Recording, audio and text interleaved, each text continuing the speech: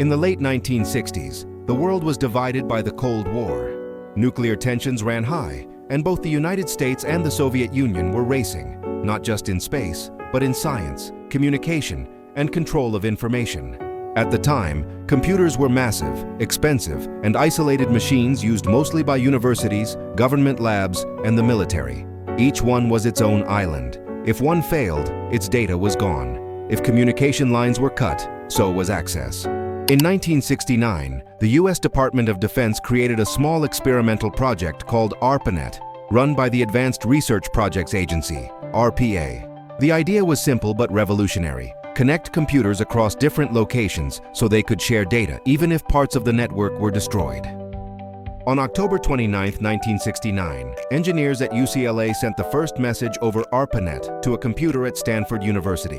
The message was supposed to be Logan, but the system crashed after 2 letters. The first message ever sent over the internet was simply LO. We typed the L and O, and the system crashed, but we did get data through before that crash happened, and that's great news. By the early 1970s, ARPANET grew to connect research institutions across the U.S. In 1973, a British and a Norwegian computer companies joined forces, marking the birth of the first international network. Around this time, engineers Vint Cerf and Bob Kahn developed a crucial protocol called TCP/IP, the language that still powers the internet today. Then came the 1980s. The National Science Foundation built NSFNet, expanding the network to universities across the country. Email began replacing letters in labs and offices.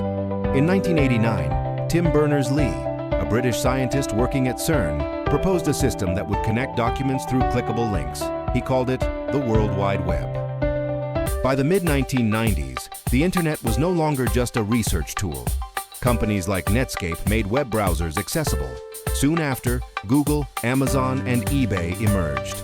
By the 2000s, the internet had become the backbone of modern life, changing everything from banking and education to entertainment and relationships. Today, over 5 billion people use the internet.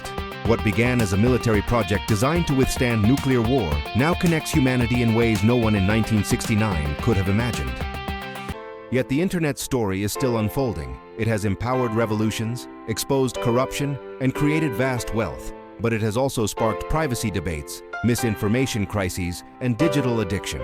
The invention of the internet didn't just change technology, it reshaped civilization itself.